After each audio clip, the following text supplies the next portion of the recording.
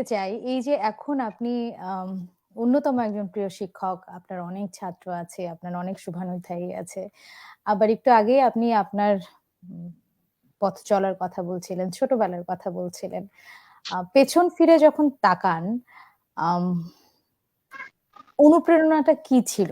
একটু যদি জানতে চাই। এখন যারা অদম্য মেধাবী আছে, তাদের পক্ষ থেকে যদি জানতে চাই যে এই আ সাহস ধরে রেখে প্রতিনিয়ত সামনে চলা বা সামনে এগিয়ে যাওয়া, এটা তো খুব কঠিন ব্যাপার, তাই না?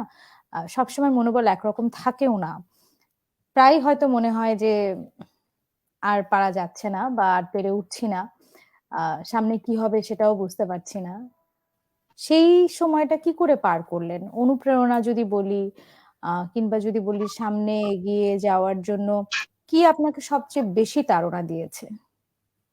আসলে হচ্ছে যে আমরা যখন হচ্ছে যে মানে যখন ছোটবেলায় ছিলাম তখন হচ্ছে আশেপাশে হচ্ছে যে মানুষরা বিভিন্ন মানে এই মানুষ আছে যারা হচ্ছে যে একটু আর্থিকভাবে প্লাস হচ্ছে মানসিকভাবে যারা হচ্ছে যে একটু ছোট থাকে আমাদের মানে যেটা হচ্ছে আমরা একটু অবহেলা শিকার হইতাম আর কি সবসময় যে মানে যারা আমরা দেখতাম আশেপাশে যারা একটু হচ্ছে আর্থিকভাবে অথবা যাদের হচ্ছে অনেকে এমন অবস্থা আছে যে মানে যারা হচ্ছে মানে মানে আমাদেরকে ছোট করে দেখতো সেই ছোট করে দেখাটা যখন আমরা একটা সময় পর আমার মনে হয়েছিল যে আমার আম্মুর কথাই বলি যে আম্মু মানে সবসময় একটা স্বপ্ন দেখতো যে আমার ছেলে বড় হয়ে একদিন মানে ভালো কিছু করবে সেই স্বপ্নটা ওই যে ছোট করে দেখার থেকেই শুরু হয়েছে আর কি একটা সময় পর হচ্ছে যে মনে হয় যে না আমি আমার তো আর অন্য কোনো উপায় নেই পড়াশোনা করা ছাড়া বা পড়াশোনা করে সামনে দিকে এগিয়ে যাওয়াটাই হচ্ছে যে আমার